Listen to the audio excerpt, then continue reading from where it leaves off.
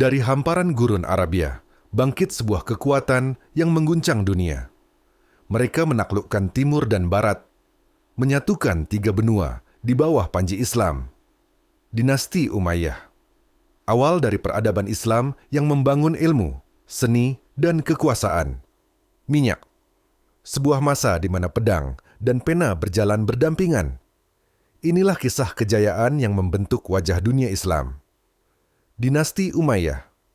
Kalau sejarah Islam selalu memikat hatimu, tekan suka, bagikan video ini, dan terus ikuti kisah-kisah megah di channel Lentera Dunia.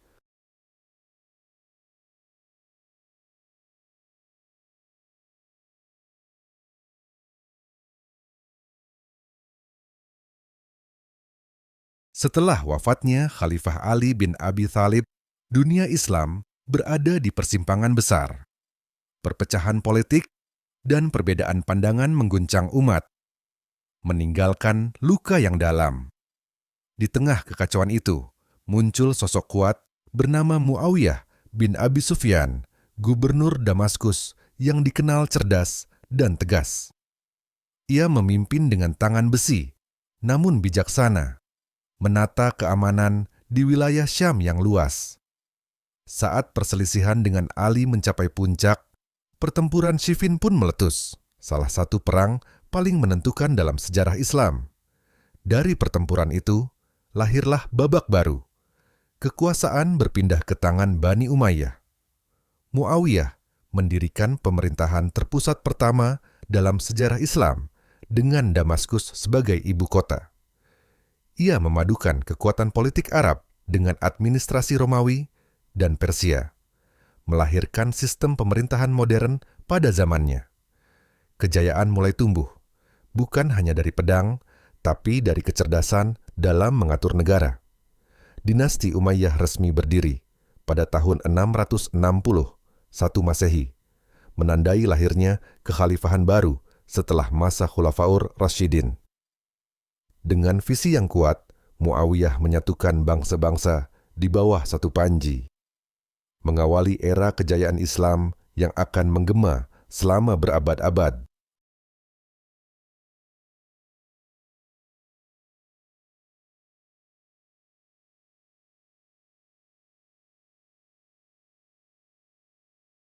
Damaskus, kota tua yang telah berdiri ribuan tahun sebelum Islam, kini menjadi jantung pemerintahan baru dinasti Umayyah. Muawiyah bin Abi Sufyan menjadikannya pusat kekuasaan, mengubah kota kuno itu menjadi simbol kemegahan Islam awal. Ia memahami bahwa kekuatan sejati bukan hanya dari pasukan, tapi dari keteraturan dan ilmu administrasi. Sistem pos dibentuk, jalan diperbaiki, dan keamanan dijaga agar berita dari Andalusia ke Persia dapat sampai dengan cepat. Damaskus tumbuh menjadi pusat perdagangan di mana para pedagang dari timur dan barat bertemu dalam satu pasar besar. Masjid megah mulai dibangun, kelak dikenal sebagai Masjid Agung Umayyah, salah satu keajaiban dunia Islam. Muawiyah memerintahkan agar setiap bangunan mencerminkan keindahan dan keteguhan iman. Seni dan arsitektur tumbuh bersama dengan pemerintahan, lahirlah gaya baru. Islam yang berwibawa, elegan, dan bersatu. Di istana, Muawiyah duduk bersama penasihat dari berbagai bangsa, mendengarkan dengan tenang dan memutuskan dengan tegas. Damaskus bukan lagi sekadar kota, tapi lambang peradaban baru, pertemuan antara budaya, ilmu, dan iman. Dari sinilah, kekuasaan Umayyah mengalir ke seluruh dunia Islam, membawa pesan bahwa Islam adalah agama kemajuan dan kebijaksanaan. Damaskus telah menjadi pusat dunia, tempat di mana takdir sejarah Islam ditulis dengan tinta emas.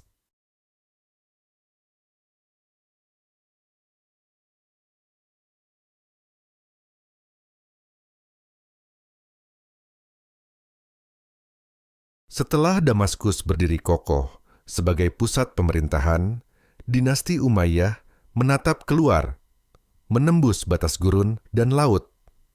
Muawiyah dan penerusnya memahami kekuatan Islam harus meluas agar keadilan dan dakwah menyentuh seluruh umat manusia. Dari Syam, pasukan bergerak ke utara menembus Anatolia, menantang kekuatan besar Bizantium. Sementara di barat, armada laut berlayar menyeberangi Laut Tengah menuju Afrika Utara. Satu demi satu kota besar jatuh. Kairouan, Tripoli, hingga akhirnya Tunisia menjadi benteng Islam di Afrika. Dari sana, semangat penaklukan berlanjut ke barat jauh, menembus lautan menuju Andalusia. Pada tahun 711 Masehi, pasukan Tariq bin Ziyad menyeberangi selat sempit yang kini dikenal sebagai Jabal Tariq, Gibraltar. Pasukan kecil berjumlah ribuan itu menaklukkan kekaisaran besar Visigoth hanya dalam waktu singkat. Sementara di timur, kekuasaan Umayyah menjangkau hingga Sungai Indus di India. 3 benua kini berada di bawah panji Islam, Asia, Afrika, dan sebagian Eropa. Namun kekuasaan itu bukan hanya tentang perang, tapi juga tentang membawa hukum, bahasa, dan ilmu pengetahuan ke negeri-negeri jauh. Ekspansi besar ini menjadikan Islam sebagai kekuatan global pertama dalam sejarah manusia.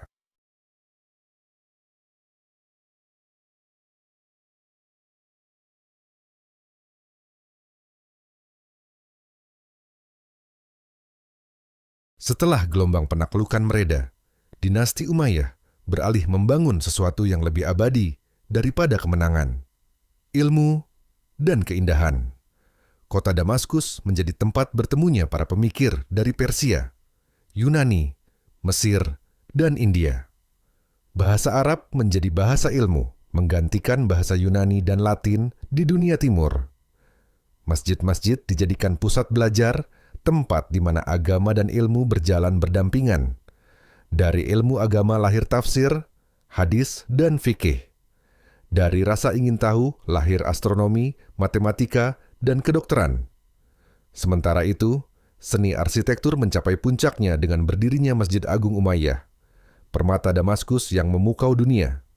Di dalamnya, ukiran, kaligrafi, dan cahaya berpadu menjadi puisi yang tak terucap. Seniman-seniman Muslim mulai menolak bentuk patung, menggantinya dengan seni geometri dan pola alam yang tak terhingga. Dalam musik dan puisi, lahirlah karya-karya yang menggambarkan cinta kepada Tuhan dan kebesaran ciptaannya. Damaskus menjadi mercusuar pengetahuan, tempat para pelajar dari jauh datang mencari hikmah. Di bawah naungan Umayyah, Islam tampil bukan hanya sebagai kekuatan politik, tapi sebagai cahaya peradaban yang mencerdaskan dunia. Inilah masa ketika pena lebih berkuasa dari pedang, dan Damaskus bersinar sebagai ibu kota ilmu pengetahuan.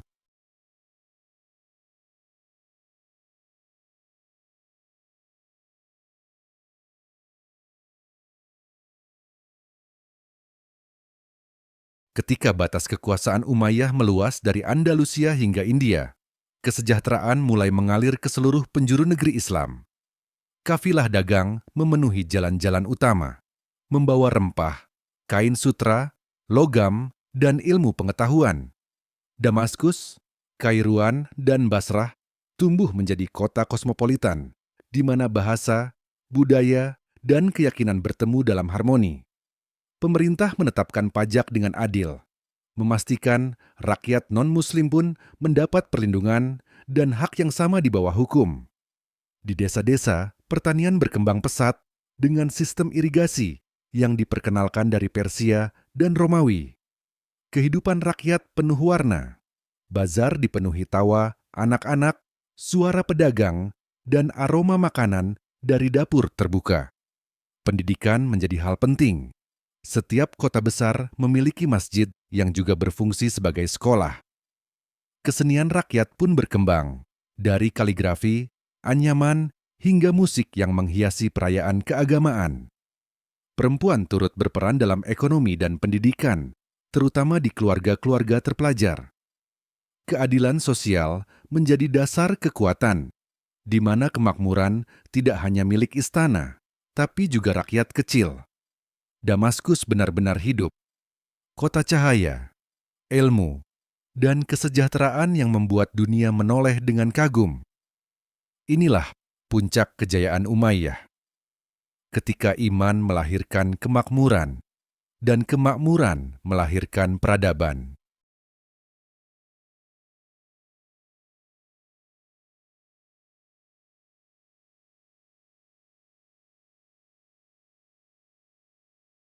Setelah masa kemakmuran yang panjang, riak-riak perpecahan mulai terasa di tubuh dinasti Umayyah. Keluarga besar Bani Umayyah mulai berselisih tentang siapa yang pantas memegang kekuasaan berikutnya. Sebagian mendukung penerus dari garis khalifah sebelumnya, sementara lainnya menginginkan pemimpin baru yang lebih kuat. Rakyat Damaskus merasakan hawa ketidakpastian. Pasar menjadi sepi, dan percakapan di kedai berubah menjadi bisik-bisik politik. Di luar Damaskus, muncul kelompok-kelompok pemberontak yang merasa ditinggalkan oleh kekuasaan pusat. Wilayah Khurasan di timur menjadi pusat ketegangan, di mana rakyat menuntut keadilan dan pembagian hasil yang lebih adil. Sementara itu, di Andalusia, gubernur mulai bertindak lebih mandiri, seolah ingin melepaskan diri dari Damaskus. Khalifah di Damaskus berusaha menjaga wibawa dengan mengirim pasukan dan utusan ke berbagai wilayah yang mulai goyah. Namun, di balik kebijakan keras itu, rakyat mulai merindukan masa-masa kepemimpinan yang sederhana dan penuh keadilan seperti dulu. Para ulama mulai menyerukan agar penguasa kembali ke nilai Islam yang sejati, bukan terjebak dalam kekuasaan duniawi. Namun suara kebenaran sering kalah oleh gema ambisi. Istana semakin terpecah oleh kepentingan dan perebutan harta. Di antara kebesaran dan intrik, tak ada yang menyadari bahwa badai besar sudah mulai berhembus dari timur.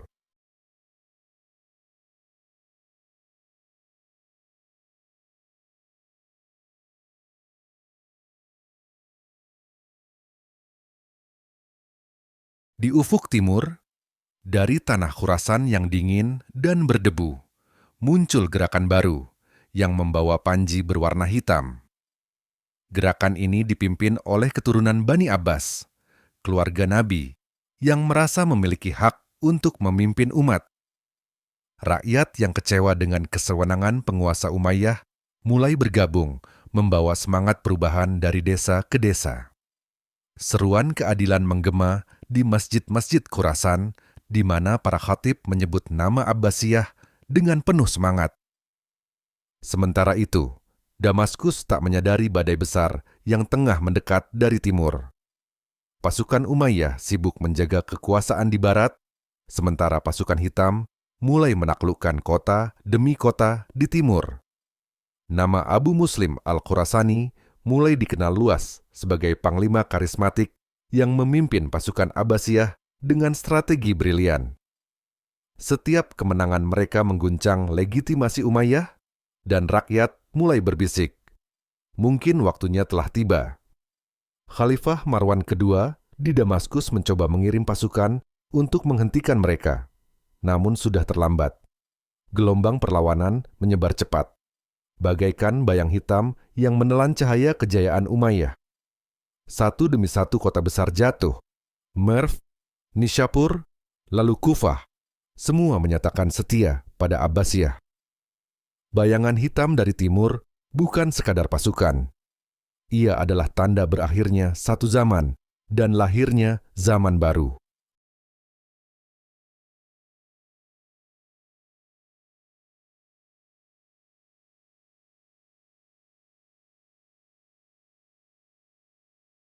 Langit Damaskus berwarna jingga kelam ketika kabar kekalahan demi kekalahan sampai ke telinga Khalifah Marwan II.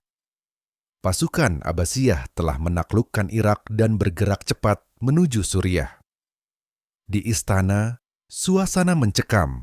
Para pejabat berbisik, sementara sang khalifah termenung di ruang singgasana marmer putih. Damaskus, yang dulu penuh kehidupan dan tawa, kini berubah menjadi kota sunyi penuh ketakutan.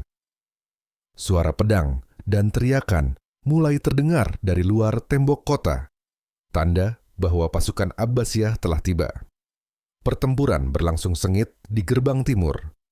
Darah mengalir di jalan batu, dan api menjilat dinding kota tua. Marwan kedua menyadari bahwa kekuasaannya telah sampai di ujung. Ia memerintahkan keluarganya meninggalkan kota.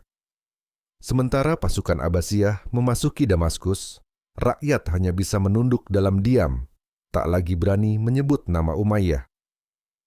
Istana yang dulu bersinar kini terbakar. Marmer putihnya retak dan emasnya meleleh di bawah panas api. Marwan kedua melarikan diri ke arah selatan, meninggalkan kota yang dulu menjadi simbol kejayaan umat Islam. Di tengah reruntuhan, suara adzan masih terdengar lirih, tanda bahwa iman tetap hidup meski kekuasaan runtuh. Begitulah senja Umayyah, berakhir bukan karena lemahnya pedang, tapi karena retaknya hati dan hilangnya persatuan.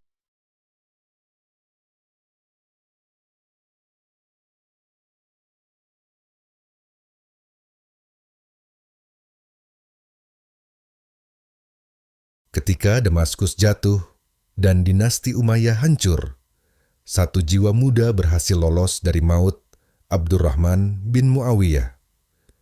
Ia menunggang kuda sendirian menembus padang pasir, dikejar pasukan Abbasiyah yang tak ingin menyisakan keturunan Umayyah hidup. Perjalanan panjang membawanya melintasi sungai, gunung, dan lembah, hingga akhirnya mencapai wilayah Maghrib di Afrika Utara.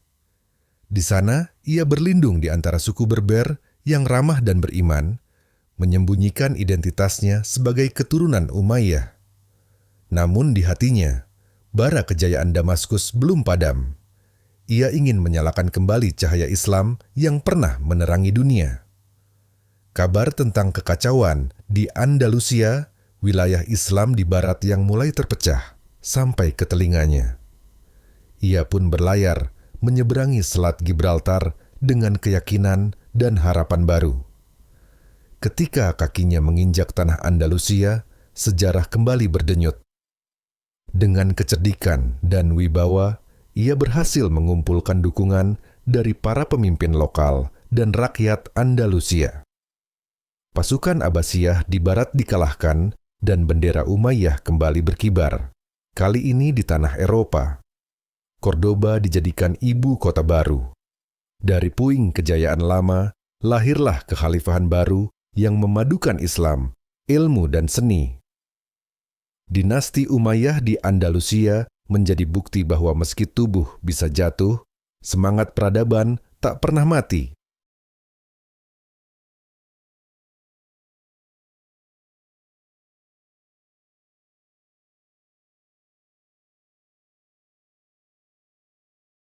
Di tepi sungai Guadalquivir, berdiri kota yang bersinar seperti bintang di malam gelap Eropa, Cordoba.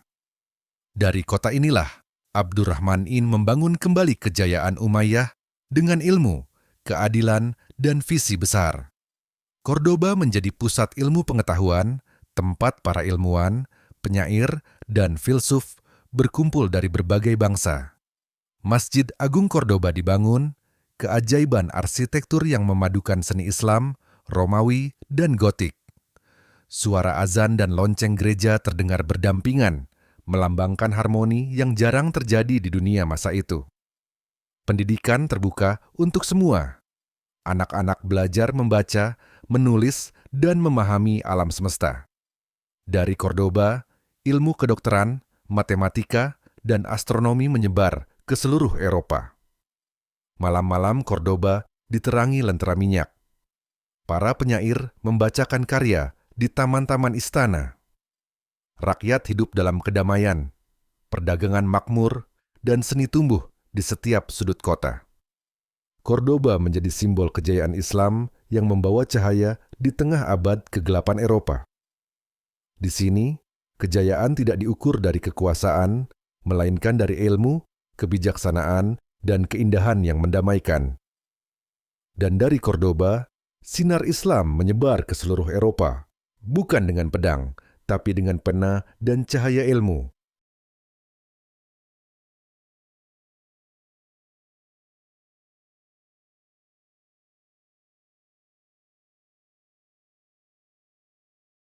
Suara angin berhembus pelan di atas Cordoba. Bangunan tua masih berdiri, menatap zaman yang telah berubah. Namun di antara batu-batu bisu itu, masih terpatri jejak tangan manusia yang pernah mengukir cahaya. Jejak mereka bukan sekadar sejarah, tapi pesan bagi kita semua, bahwa peradaban sejati lahir dari ilmu, keadilan, dan kebijaksanaan. Dan mungkin kita tak pernah benar-benar jauh dari mereka, karena selama ilmu masih dicari dan keindahan masih dihargai, ruh dinasti Umayyah tetap hidup di hati manusia. Jika kisah ini membuatmu merasakan keagungan Islam yang sesungguhnya, tekan suka. Bagikan agar cahaya sejarah ini tak pernah padam, dan bergabunglah bersama Lentera Dunia, tempat kita menghidupkan kembali kejayaan yang pernah menerangi dunia.